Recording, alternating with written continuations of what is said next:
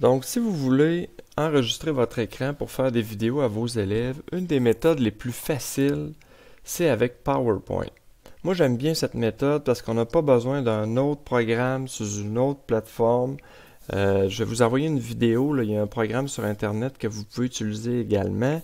Mais moi, j'aime bien avoir toutes les mêmes choses, en fait, toutes les choses au même endroit. C'est plus simple. Donc, dans PowerPoint, si vous allez dans Insertion, vous allez voir le bouton enregistrement de l'écran, pardon. Donc, quand on va faire ça, dans le fond, juste ici, vous allez avoir une petite fenêtre qui apparaît. Cliquez sur Audio et pointeur si vous voulez que les élèves vous entendent. C'est assez pratique. Et on fait sélectionner une zone. Avec ça, dans le fond, vous pouvez sélectionner l'écran au complet ou une partie de l'écran. Là, ça va être à vous de décider. Disons que je prends tout l'écran comme ça. Je fais enregistrer. Et là, vous allez voir, il y a un petit décompte qui s'affiche. Et voilà, c'est parti. Donc, présentement, ça paraît pas, mais l'ordinateur est en train d'enregistrer, ce que je fais. Donc, vous avez en haut, là, si vous allez avec votre souris, pause et stop. La différence entre les deux, pause, ça le dit, ça fait une pause. Vous pouvez repartir l'enregistrement comme ça par la suite. Donc, on repèse dessus, ça repart. Puis stop, ben, ça va l'arrêter complètement. Et en passant, quand vous sélectionnez l'écran comme ça, je peux aller, par exemple, sur mon navigateur comme ça.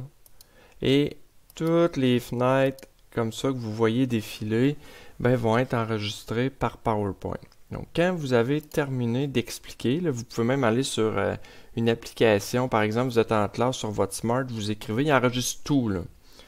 Donc, quand j'arrive à la fin, je mets ma souris vers le haut, je fais stop. Pour ceux qui aiment les raccourcis, vous pouvez aussi faire pour l'arrêter la touche Windows sur le clavier, Shift Q pour Quit. Donc là, il arrête et vous avez votre vidéo ici.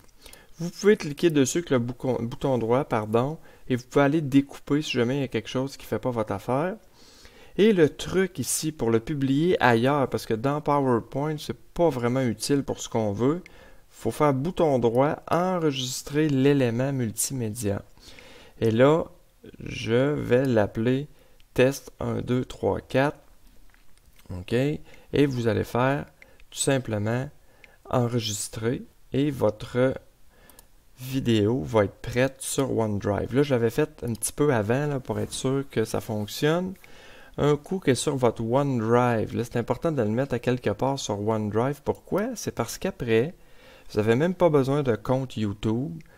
Vous allez simplement faire partager avec le bouton droit. Là, il va apparaître une petite fenêtre. Attention, là. Il faut vraiment aller dans les propriétés avancées du partage. Moi, j'aime bien faire toute personne ayant le lien pour être sûr que mes élèves y aient accès. Des fois, les élèves arrivent avec leur compte Hotmail, même si on leur dit de ne pas faire ça. Donc, si vous prenez les paramètres par défaut, vous ne serez pas capable de leur partager, ça ne fonctionnera pas. De cette manière, on est certain que ça fonctionne. Vous faites maintenant copier le lien, vous n'avez même pas besoin d'écrire de nom, là.